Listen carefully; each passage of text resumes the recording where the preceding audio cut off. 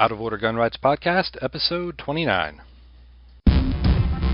Welcome to the Out of Order Podcast, your window into the firearms community, exploring those shaping the future of our rights and protecting our lifestyle, laws, legal cases, activism, and self-defense in a candid and honest podcast for our brothers and sisters in arms. Here's your host, James Kalita.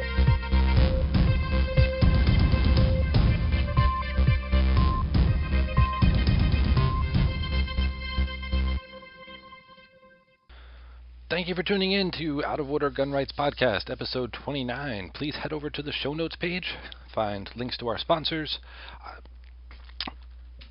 links to our guests' pages, and a place where you can become a supporter of the show by contributing through Patreon. I want to make a little announcement here. We're going to start offering free advertising for non-profit, not-for-profit organizations. So if you have a youth group or youth shooting league or women's shooting league or Turkey Federation banquet or event or something coming up, send me an email, give me a call, and we'll mention it on the show. Today's guest is BJ Ray. BJ is the owner of BJ's Gym. She's a competitive shooter and a member of the militia. And now, here's BJ Ray. BJ Ray, welcome to the show. Thank you. Thanks for having me. Oh, my pleasure. So, BJ, you are the owner of BJ's Gym and a competitive shooter. Will you tell us a little bit about that? Let's see. I shoot PRS matches. My husband got me into it, who is a Marine. And then I opened up a gym about 2 years ago as a personal trainer to help people lose weight. You know, I train doctors, law enforcement, people who are part of, firefighters, stuff like that, and I enjoy every bit of it. Great. And so your husband got you into the PRS matches, but was that your first experience shooting? No, not the first, but as far as PRS, absolutely. First experience on shooting was back about 7 years old. I was born and raised in Fort Myers, Florida. My father raised me, and he was all about guns, did reloading, everything else. I was kind of like his son that he never had because he had four girls, and I kind of got into that with him and enjoyed it. You know, we alligator hunted, boar hunted, snake hunted, whatever you could think of, we hunted it, shot it, killed it. So that's where my first experience came from just holding a firearm. He taught me about guns. Sadly to say, not the proper way to use guns, as far as, finger off the trigger, flagging people, etc., like we know in PRS matches or, the militia that I'm also a part of today, which my husband has actually taught me all of that stuff. But I didn't really get into firearms as a hobby like I am now for the same reasons, which you and I have discussed a couple of days ago. People think that I'm just a girl who grew up on it, and I have always loved firearms. And with the political things that are out there now, with people who hate guns, I get that side of it. They've lost people to it. They've seen some people use guns as a weapon towards other people just because they're in trouble. You understand what I'm saying? Right. Or there's people out here who use guns just for the satisfaction of, hey, this is my hobby, this is something I like to do. I've never been in a combat situation. I've never been in the military or anything like that. A lot of people think that I've been in the military who meet me out here on the road or in PRS matches or at the militia. They're like, wow, your technique is great. Have you served the country? And I'm like, no, sure haven't. Wow, really?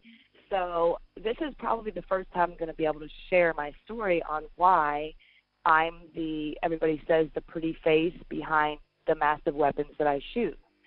And that stems from I lost my father to a .44 Magnum when I was approximately 12 years old.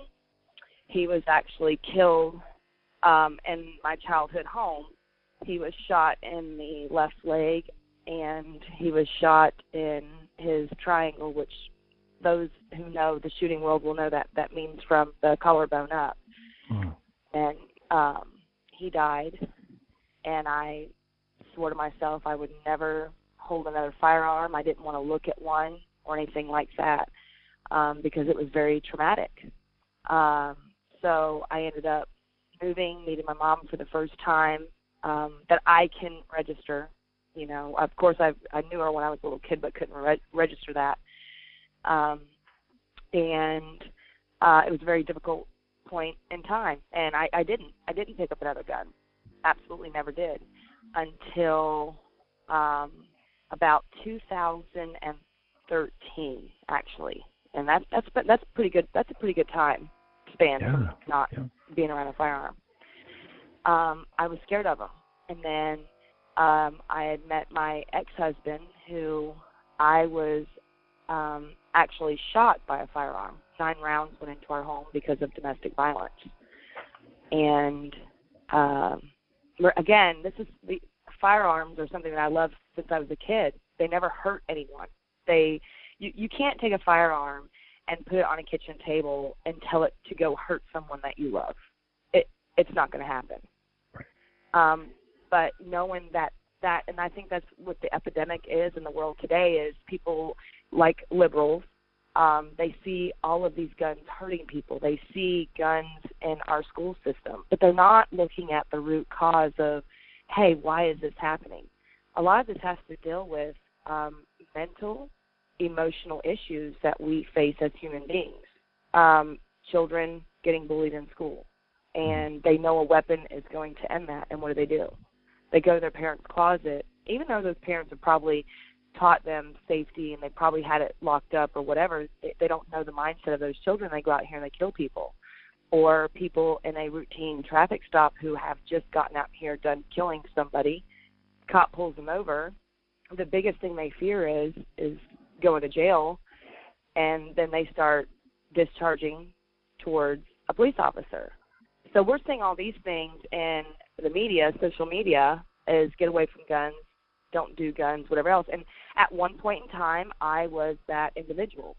I was that individual, like, oh, yes, because it took my dad away from me. I had to be on my own at 12 years old because the gun took my dad from me.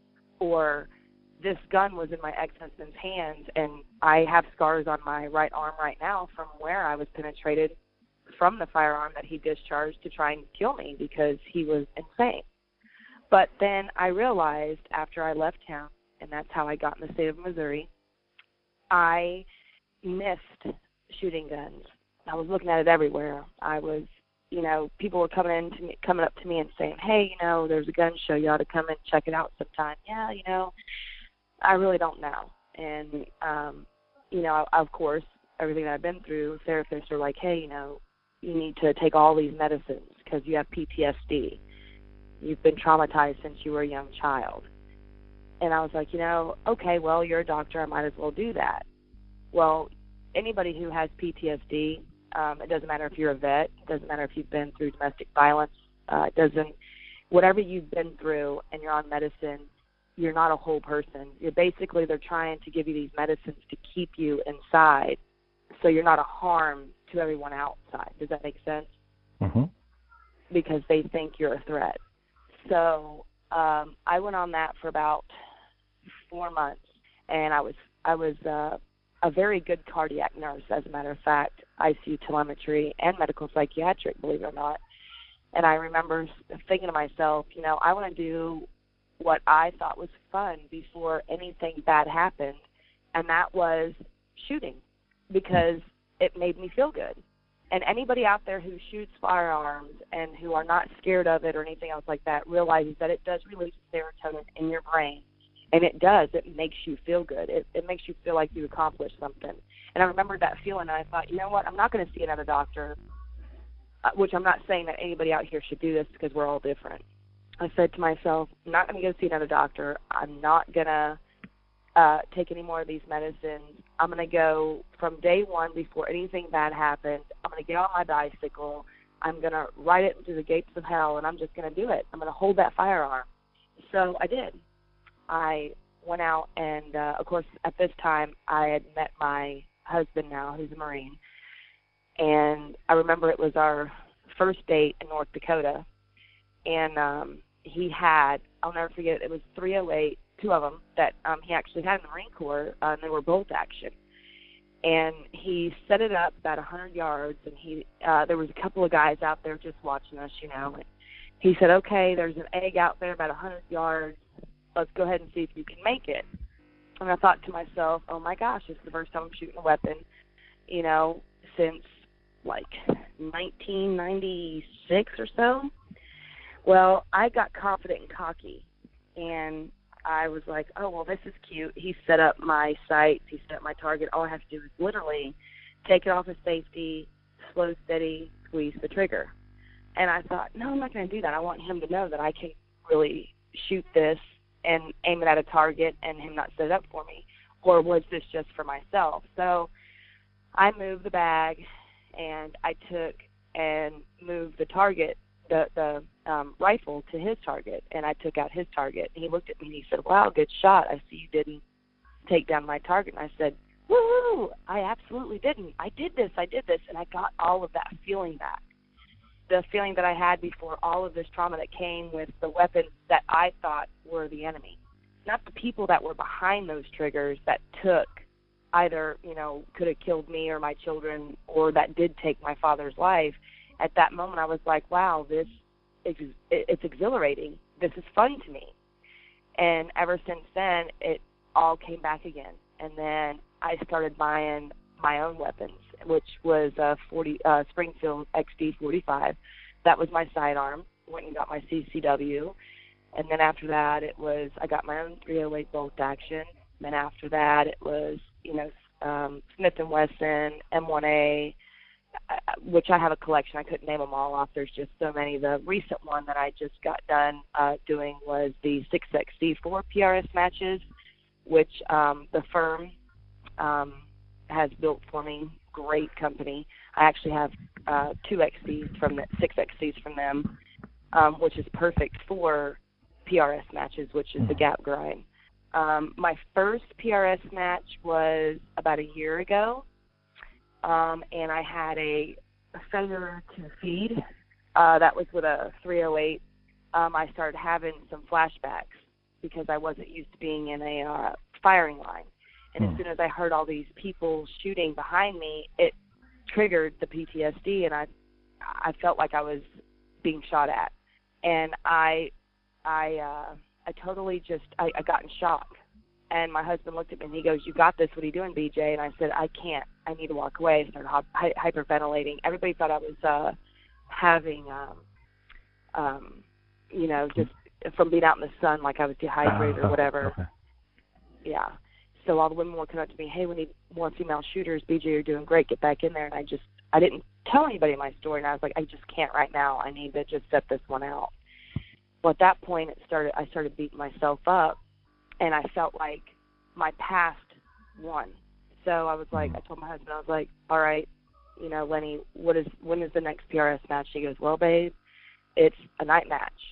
And he asked his commander of the Marine Corps to enter this match also. And I'm like, that's it, because I'm very competitive. I was like, I'm gonna do the night match. He goes, are you sure? You know, this is at nighttime. I said, I'm done. I'm going to do it.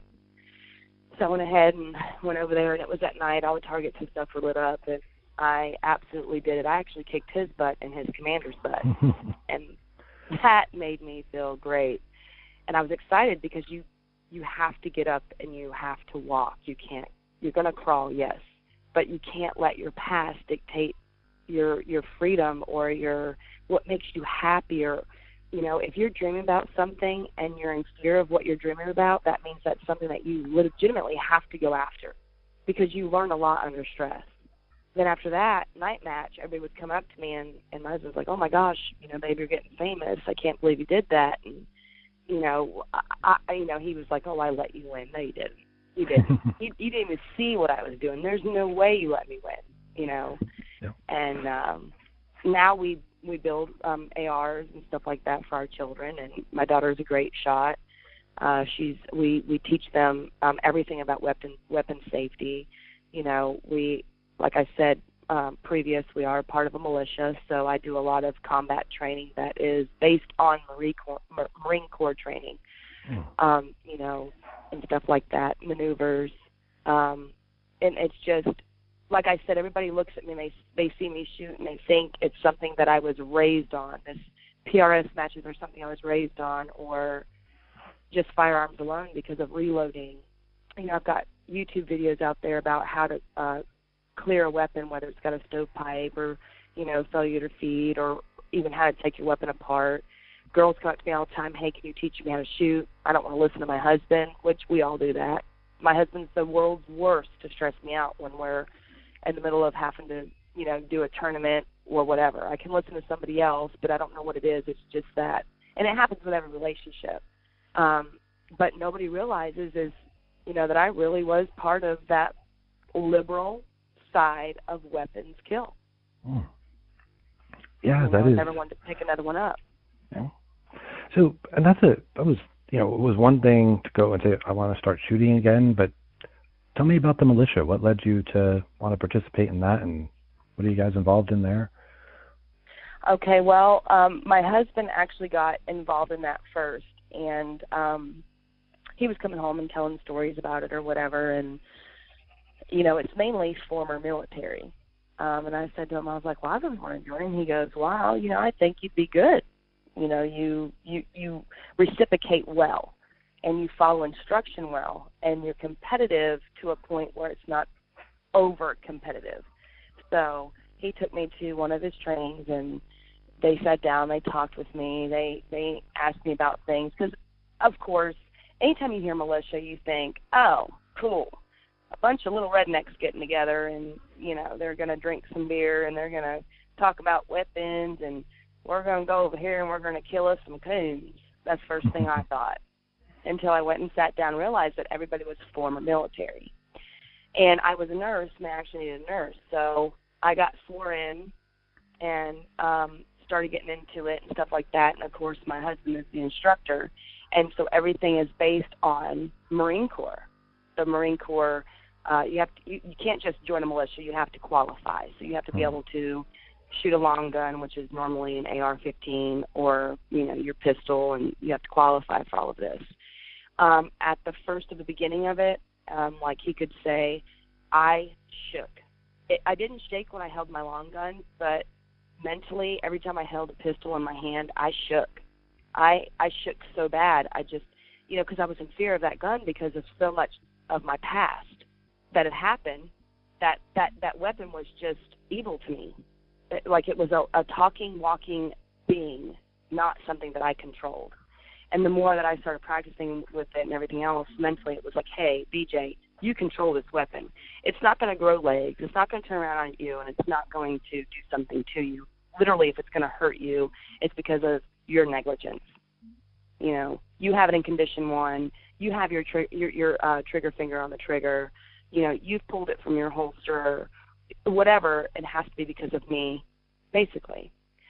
So I started getting into it. Now I'm literally, like he says, his number one pupil, because I don't have to have that many refresher courses, because I'm like a kid in a candy store.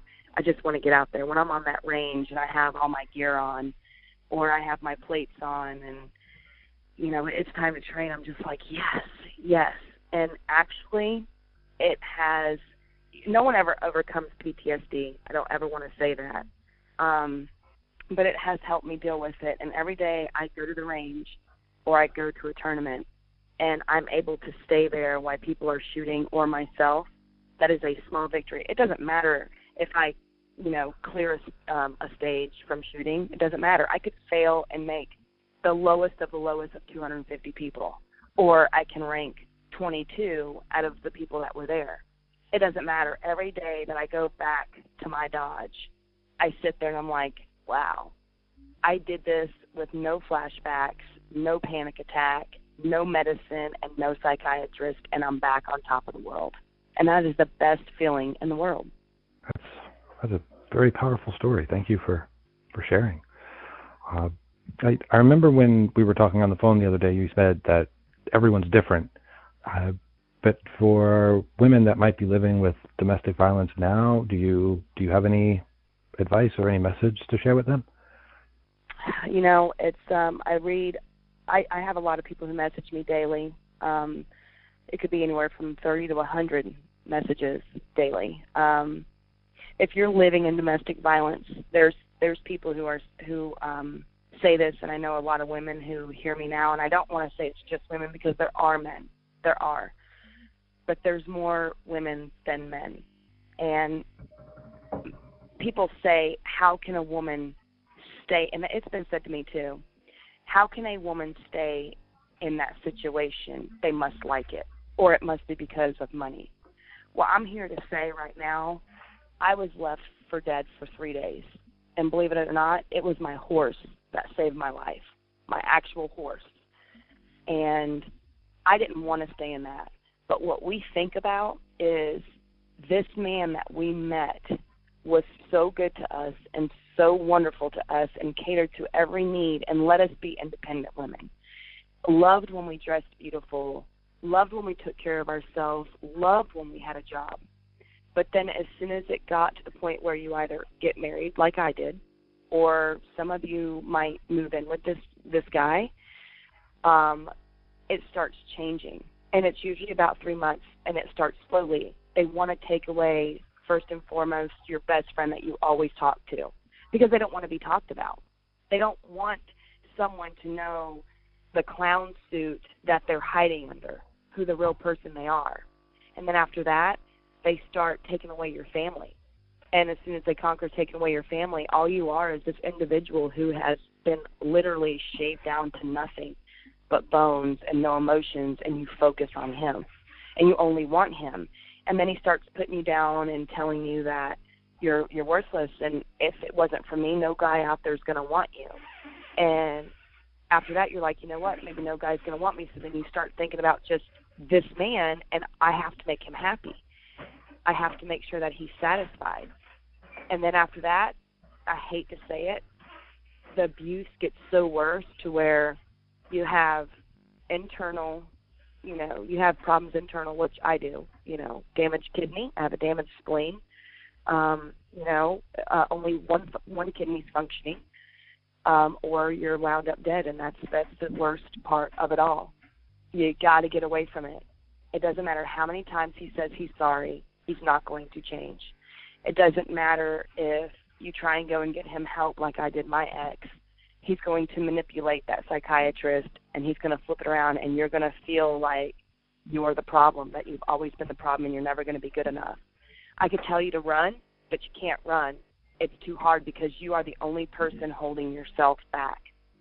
The only thing I can say that has ever worked with anyone I've ever known, and including myself, is someone has to physically take this person out of that lifestyle for them to survive. Sometimes it doesn't happen that way, but sometimes it does. I had to have my family literally, physically come and get me from North Carolina and take me to Missouri, which is 12 hours away, and keep me from going back to him, and he still tried to come back. And that's the only reason why I'm alive today and not with him, and I have a great life. Wow, there's no easy advice, and there's no easy answer, because these women are independent women, and they're not beat down women. Does that make sense? They are beat down to a low caliber of a person that these men want them at, to where they can't physically leave. They don't have a choice in their brain. That is very sound advice. I'm glad you're able to share it with us. And so when people are looking for you online, websites and things that they should go to? I do have BJ's Gym. It's on there.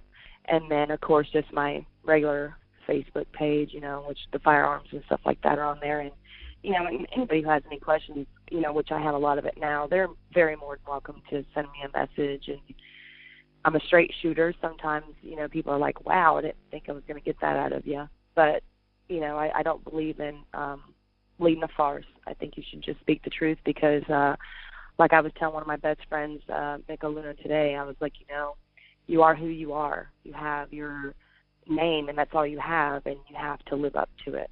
And that's why I told you, I don't know if you really want people to know why I like firearms and fitness, because fitness is another thing that has also helped me mentally to be happy. When anybody who's on PTSD, the doctors just want to push some pills to them. But I guarantee if you start going and you're working out, or you go back into a hobby that you're in, you're going to find yourself happy again.